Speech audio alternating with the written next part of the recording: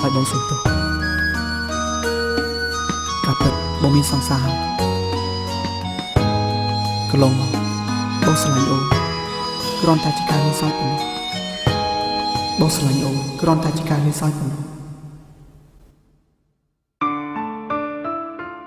ស្ទើរតែមិនជឿតតែសោះមនុស្សប្រុសដែលខ្ញុំស្រឡាញ់ហើយស្រឡាញ់ជាទីបំផុតគឺជាអ្នកបោកប្រាស់ខ្ញុំតាំងពីដំបូងទល់ពេលនេះបងគ្មានការពិតទេឯណាពេលដែលថាអាណិតនិងស្រឡាញ់អូនដែលបងតែងតែនិយាយនោះ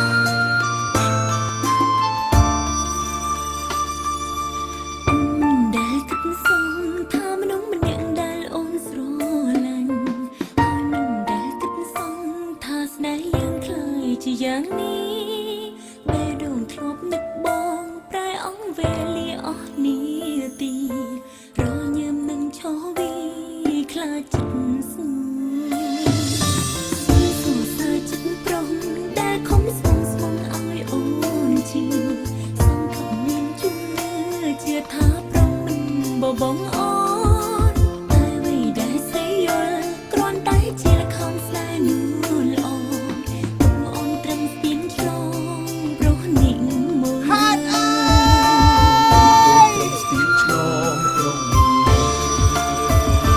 បើមិនបងហើយអ្វីមកស្លាយបើមិនថាហើយអ្វីអាណិត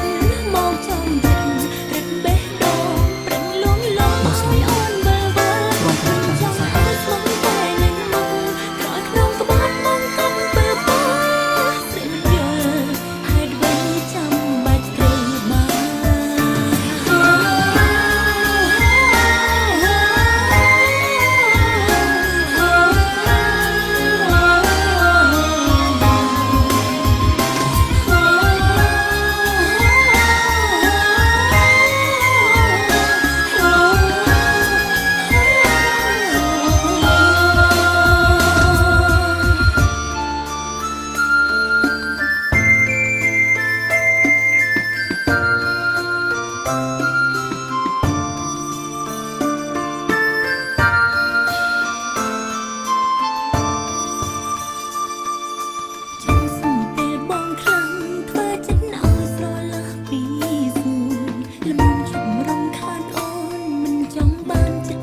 ដូច